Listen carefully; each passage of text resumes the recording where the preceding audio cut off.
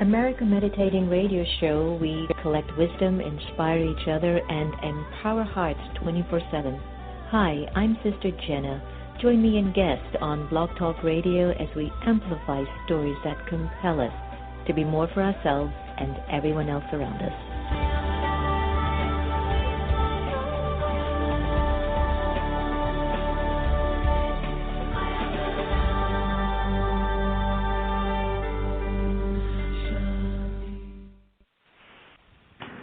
I want to show you something. Each day around the world, 5,000 people are infected with HIV. That was over 20 years ago. Today, an estimated 1 in 5 gay men in major U.S. cities is living with HIV. So why aren't we talking about it? Today, we have the tools to make HIV history. Let's finish what we started. Because the world needs you to live. Siobhan, the Meditation Museum in Silver Spring, Maryland offers a variety of courses and activities to make your life go a whole lot smoother. Located at 9525 Georgia Avenue, you will be able to experience the beautiful silence that's in the space. There are courses in Raj Yoga meditation, positive thinking, stress-free living, and personal development classes. For more information, call us at 301-588-0144 or visit us online at meditationmuseum.org. The Miracle Medical Clinic is a clinic that has been providing quality health care services to the Houston area since 1996. In a comfortable environment, they are dedicated to helping you live a healthy lifestyle for years to come. For more information, please call 713-464-0236 or visit us at our website at www.miraclemedicalclinic.com. The Miracle Medical Clinic, where preventive health care is waiting for you. Take a break. Breathe. Why don't you visit the Peace Village Learning and Retreat Center, 518-589-5000. Get off the grid and step inside your heart. Sister Jenna guides you through a powerful, encouraging, and motivating meditation that allows you to let go and become aware of you, regain strength, power, and peace.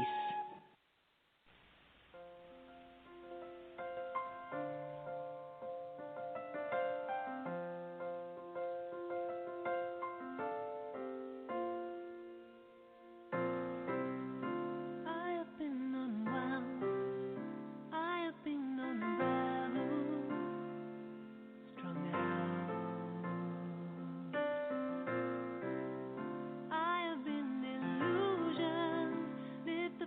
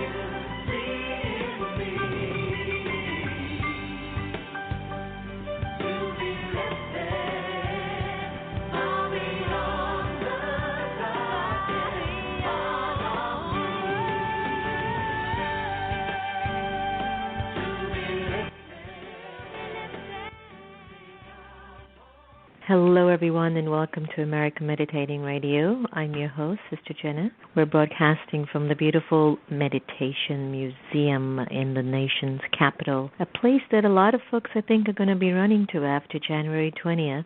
Not to say that they haven't been running to now, pre-January 20th. We hope that this day finds you in a good spirit, in a spirit of optimism, enthusiasm, looking into yourself at a level in which you feel like thoughts, words, and your actions are definitely instrumental in taking you where you are today and where you'll be tomorrow. One of the most important aspects is to try to understand myself better, to try to feed my mind, feed my body, and feed the soul to a level that it's just healthier. It's just living better. It's even living longer. And talking about living longer, stay tuned. We're going to have Dr. Elissa-Epel on the air, and we're going to be having a conversation on her new book released called the telomere-effect. I hope I did okay with that. It's a revolutionary approach to living younger, healthier, and longer. And before we get Dr. Epel on the air, let's just do a little minute of meditation together and get ourselves centered. And what I've been asking everyone to do is to keep sending these pure wishes to our world, to ourselves, to our humanity, definitely to our country that's definitely in need for a purification of heart and mind, just beingness. All right, so take a deep breath, and from our Off the Grid into the Heart meditation city, I'd like to play this for all of us. In this meditation, I invite you to become aware of the two types of consciousness that reside within the soul. Let us choose the consciousness of light over the darkness of past stories, the history that gets into our way. Let us now remember our connection to the Supreme Energy, the Supreme Soul, the being of light. For far too long, we have allowed the external forces to dictate our inner force. And at this time, I choose to get off the grid and step inside the heart, to be myself. I choose to no longer be under the influence of what the world tells me, what my parents have told me, my spouse, friends, or anyone who has been a negative influence in my life. In this meditation, I stand strong in the original, eternal, imperishable worth of the soul. I, the being of light, the soul of power, I step into the heart, and I become a being of love, a being of light and goodness. Welcome back. Being of Goodness, that was from Off the Grid into the Heart Meditation CD. The American Meditating Radio Show is proud to welcome Elissa-Epel, PhD. Dr. Epel is a leading health psychologist who studies stress, aging, and obesity, and investigates the depths and intricacies of the mind-body connection. Dr. Epel is a director of the Aging, Metabolism and Emotions Center for the University of California, San Francisco, and is the associate director of the Center for Health and Community. Dr. Epel is also a member of the National Academy of Medicine and serves on the scientific advisory committees for the National Institute of Health and the Mind and Life Institute, and she's a sought-after speaker and has appeared on many broadcasts, including 60 Minutes, ABC Nightly News, 2020, and the Today Show, to name just a few. Along with her colleague, Elizabeth-Blackburn, a Nobel Prize winner, she co-authored a soon-to-be-released book entitled The-telomere-effect, a revolutionary approach to living younger, healthier, and longer. And today we're happy to welcome Dr. Elissa-Epel to American Meditating Radio. Hi, Dr. Epel. How are you? Hello, Sister Jenna. I am wonderful, especially after your lovely meditation. Thank you, and very happy to be on your show.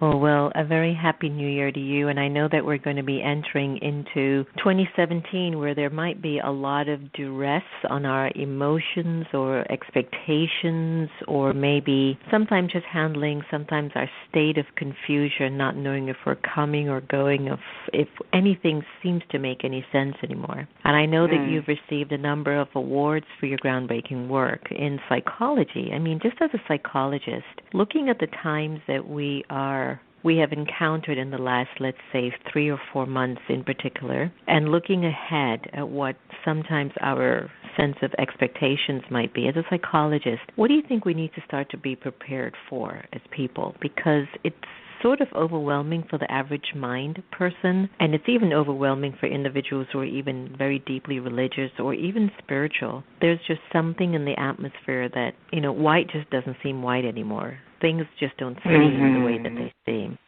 So what are your thoughts on that?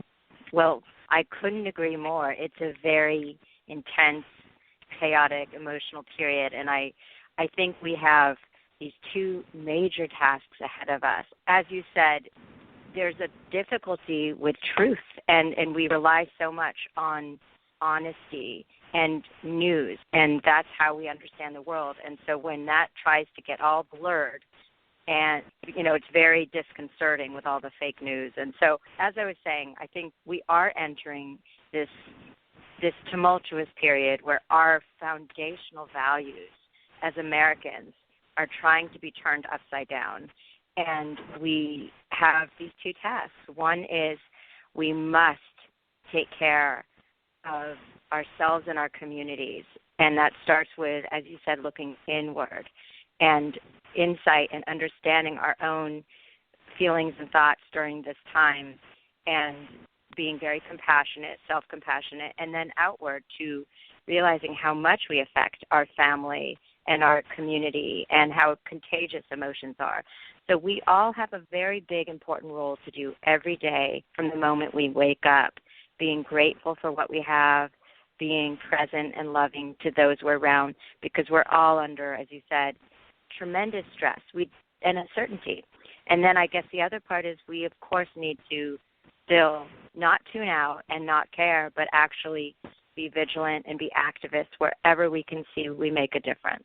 What's been interesting is that, let's just say in November, we saw a very active community of Americans expressing some of their fears or concern, and here we are in January, and there are just, I think, life as usual, stuff as usual that's just emerging. And it just seems as if we are becoming a little bit numbified again, like going back to sleep or becoming not as active internally and externally in our lives. I can't say, I'm just making a very generic statement, so please don't, totally put that down. But it's just this feeling like you feel powerless, so you don't know what to do. When you've been traumatized and your voice is silenced, you just basically get adjusted to the normalcy of something that's quite abnormal. And I'm just curious, what are some thoughts would you share with some of our listeners who might be just getting onto the path of turning inwards, and turning inwards doesn't feel very comfortable because it's not a place that I'm accustomed to living? And so just a step or 2 that you could help them to find some comfort in that practice. People who are starting to try to understand that there's something inside of them that's being called. There's something within that has to become stronger, because nothing outside of them they can control anymore or say, I want to make a difference. That's a really good point. I think it's upon all of us to be looking inside and looking at home and doing housekeeping, at this time when we can't we need to keep our eyes and ears vigilant, how we can help if there's a vote that matters in the future. But in the meantime, there is a lot of, inner work and housework, I think, that we should be all taking very seriously. So, one of the things that I've realized in writing this book, The Telomere-Effect, is that there are many, many things that we can do that put our body and mind in a balanced, restorative state. And I think that meditation is the most studied, and so we talk about it the most in our research and our book, but there are other things that people can do that we put in the category of these mind-body activities. And so there's something for everyone, and they need to find what it is.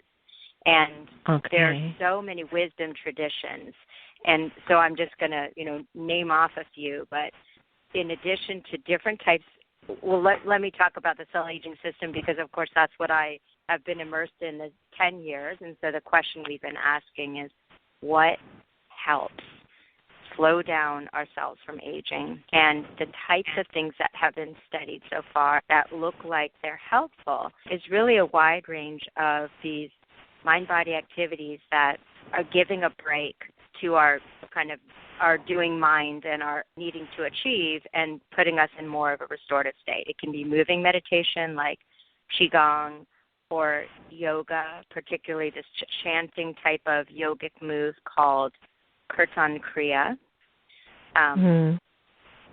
Prayer has not been studied, but we do know that there are so many similarities with repetitive prayer and being in a spiritual place and context that does put the body into a more meditative state.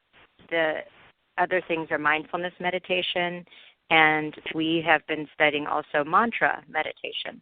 And all of these do seem to really not just reduce physiological arousal, but possibly slow the telomere shortening. And I can describe what those are in a bit. So I personally think meditation is very powerful because you can get to know the mind so well and to be with negative states. But it isn't for everyone, and I think there is so many different, menu of different restorative activities. I'm a big proponent of people get a chance to try to go to a place where they can take a variety of classes. It might be a retreat center or a healing center, but there are so many different practices, and everyone's so different. And we need to try on these different things and really see what fits for our daily life. That's good. It's good to know because it's true. Not everybody is suitable for meditation. I think each of us are souls in our journey traveling at our own speed and in our own style. And I think that when we get older internally in terms of spiritual journey, in terms of been there, done that, and see more, we tend to be a little bit more introspective. Congratulations on your upcoming new release, the Telomere-Effect. And of course, I'm going to need you to explain what that means and why is it so important that you had to name a book on this along with your wonderful friend Elizabeth-Blackburn. Yes, it's a good question. We've been studying this cell aging system for, I guess it's been 15 years, and Elizabeth discovered this about almost 30 years ago when she was studying little cells and how they age. And it turns out that the ends of the chromosomes that hold our genes have these protective structures, these caps called telomeres. And so they're made up of DNA, but they're not genes. They're just these protective caps that are very sensitive to what's in our body, what the cell environment is like. So when there's any kind of stress, and now that stress can come from any source, psychological, chemical, diet. When there's stress in the cell, the telomere is feeling the stress and is shortening in response. And we don't want telomeres to shorten because they shorten a little bit naturally with age, but when they shorten because of a stressful lifestyle or stresses in our environment, then we find that people get diseases early in life. So the longer our telomeres are, the more statistically likely we are to live healthy longer and live to our 90s without disease. And so we really want to think about what are the things that are protecting our telomeres and what is shortening them. And so we talked about these mind-body activities, Qigong, meditation. These are very restorative. And if we can even do these 5 or 10 minutes a day, we think this can make a big difference and really add up over our years of life. Wow, that's amazing. Now, how long did it take you to do research on this particular area, and is there research still happening even after? Yes, good question. We've been, first did our study, we started this in I think it was 2003, and that study was of moms caring for children with chronic conditions, like a medical condition or autism. And that was the first time we saw this relationship between feelings of stress and shorter telomeres, also with more oxidative stress, so more free radicals in the blood. That was also associated with shorter telomeres. Now, and also with higher stress. So we kind of saw this and we thought, wow, I wonder what else this means. How far does this relationship extend? So we and many other labs across the world have been showing in small to large samples and samples of, say 100,000 people, that shorter telomeres predicts early disease. They're shortened by depression and anxiety disorders, and we can see the shortening early in life.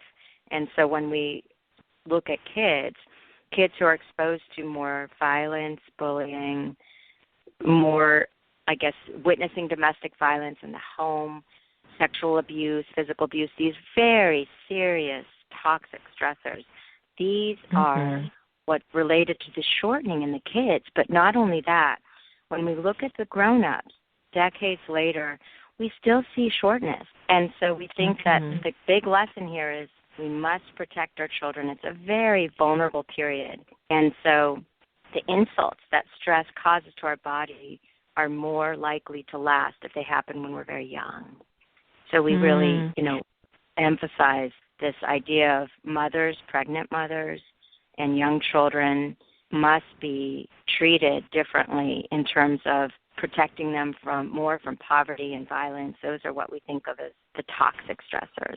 And what's funny, Dr. Epel, is that thoughts are so important. They're the most important level of awareness or energy that we possess. And we don't have a lot of study on that. We don't have a lot of study on decoding what really is a negative thought.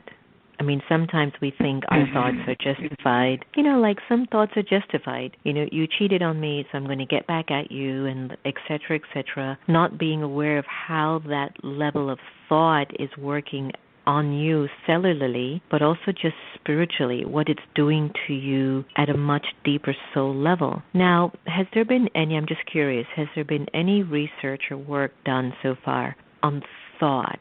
Like, where do thoughts emerge from and how do we change thoughts? Or would you say that it's going into maybe a practice of meditation or yoga or reading some positive affirmations that helps? I'm just curious. It's a really interesting area, and this would be, partly the domain of cognitive psychology, where people are really trying to understand the habits of thought and how they're related to emotion and well-being. So this whole mix of how the content of our thoughts and also the style of our thoughts are shaping our health. So one way, when we talk about style, we think a lot about how we have habits of thinking the same thing over and over. So before something stressful happens, we might be worrying about it, and that can go on and on.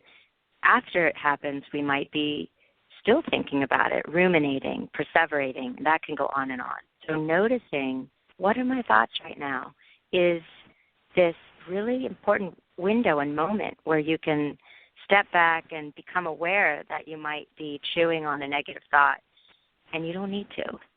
And then we can just let it go and laugh at ourselves. It's this awakening and insight of looking in. But then we need those skills to also to laugh and notice that doesn't mean it's true. It's just a thought. So it is this ongoing process that is so, I think, helpful, but we need support in it because, like you said, we're not trained to look in, and we're not trained to know what to do with what we see and the habits we notice. And so, we need this cultural shift so that we value that ability of what we call in research metacognition, looking above our thoughts, observing them, letting them flow instead of getting sticky and gunking up our attention. And so, we need to think about kids, training them early on in the mind. Right. I agree with that one, that's for sure. Does this connect a lot to like the way that we eat, our eating habits? I mean, some of the studies that you've done, there's a lot of issues, especially in America, with emotional eating. We're an emotional species, maybe not as much as other countries around the world, but we still get into it. You know, we get highs, we get lows. And a lot of times we express the way that we're feeling in eating habits. So how does like emotional eating affect our metabolism and even aging? Yes, great question. There are ways that we eat that are also automatic and unconscious. And, you know, that's good because we survived as a species because we don't need to put a tremendous amount of attention into eating. But then that's bad when we're surrounded by the, you know, highly palatable sugar, fat, salt, layers and layers of, you know, flavor, and that overstimulates our brain so that we can't just be on autopilot or we overeat. And we are so good at becoming somewhat kind of addicted or rewarded by the sugar, fat, and salt together. So the research has really dived into that. Sugar is what is emerging as the real culprit. And what's so tough is that everything has, you know, added sugar, and then there's the sugary drinks. And so we just try to focus on the sugary drinks as let's just try to get rid of those because those are the most toxic, and they are addictive. And so, you know, we found that they're associated with shorter telomeres, the sugared sodas, but not the diet sodas and not the juice. You know, that surprised us. But really, those sugary sodas just stand out as being even more toxic.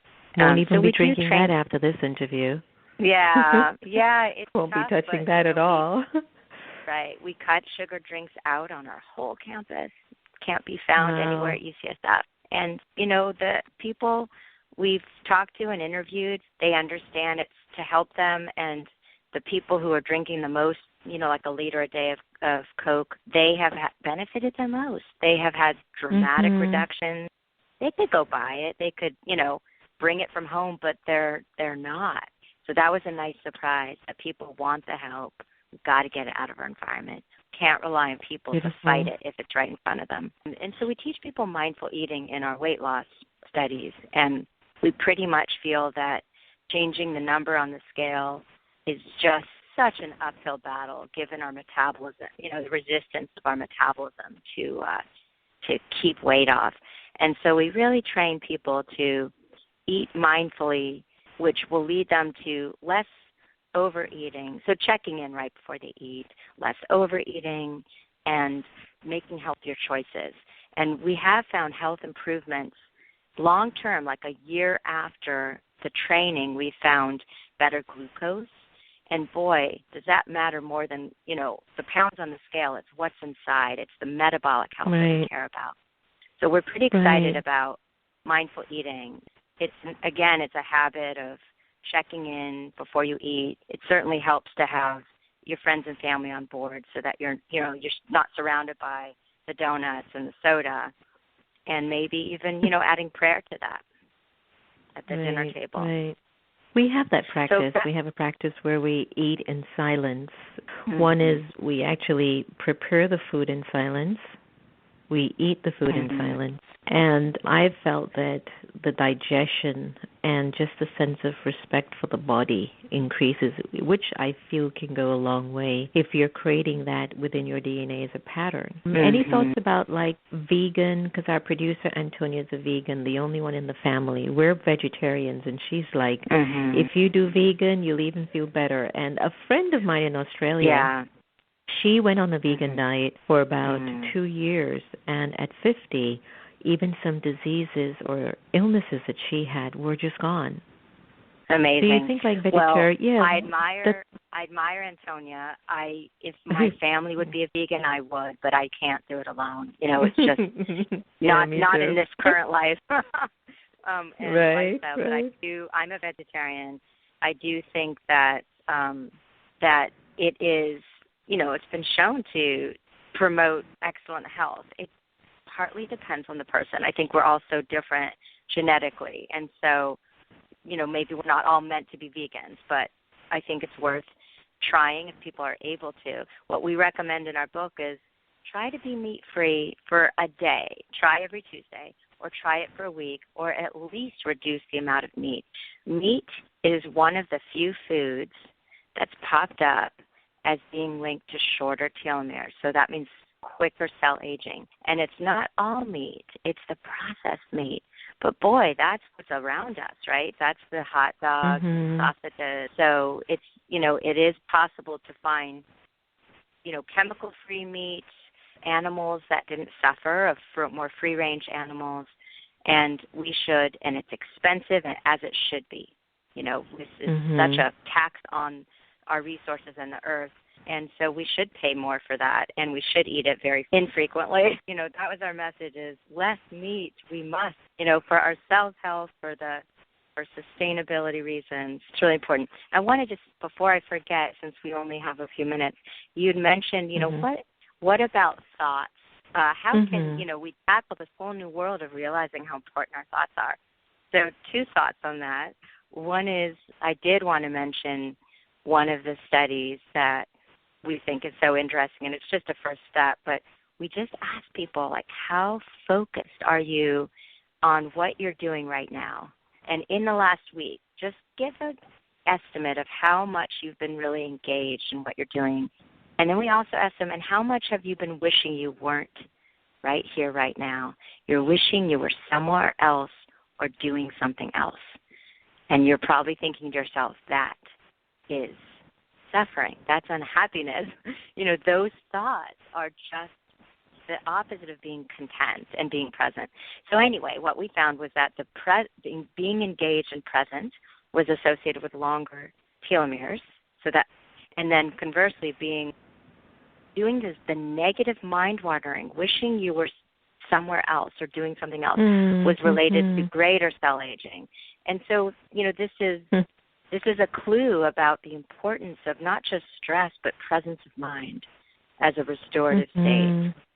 And, boy, what if we all listened to American Meditating Radio more? I mean, your influence and the content, so few people are exposed to this, and it's such a gift and such a, something we need, not just once. We need a little bit every day. I get that. And I think that it's funny because as we're observing the story in our country be quite uncertain, I am also finding that individuals are in some sense searching for some deeper meaning. And so perhaps even conversations like what we're having, individuals will begin to run more in serving that level of thought for them, because I do believe your thoughts impact not only the way you emotionally feel, but physically. Absolutely, in so many ways. And the telomere is just one, it's one window in, but there's so many other bodily systems and how we regulate hormones, stress hormones, sex hormones, all the kind of restorative or housekeeping functions of the body. It's completely intricately related with our mindset. Our neighborhoods, unsafe neighborhoods, are also, when we feel unsafe, that's also associated with the greater cell aging. So I think we need to think about our communities, and that cell aging is not just in our body, it's between us and outside of our body. And so it's that safeness and the smiles that we give to people, the helping neighbors, these matter more than we think. I agree with you there. Tell our listeners where we can get a copy of the book. Is the book out as yet, or is it coming out in January? January 3rd, just a few days. Yay. Wow. Yeah, thank you. We're very, very excited to have people read it, and we hope it's helpful to people. It has a lot of tips, a lot of practical tips. So the book website is www.telomere-effect.com, and telomere is TELOMERE, effect, EFFECT, telomere-effect.com. Beautiful. Wishing you all the success, and hope to learn more about your effect so that we can keep amplifying healthy communities and healthy hearts. Thank you so much. It's been wonderful to talk with you. Same here, Dr. Epel. All the very best. Take care. Take care.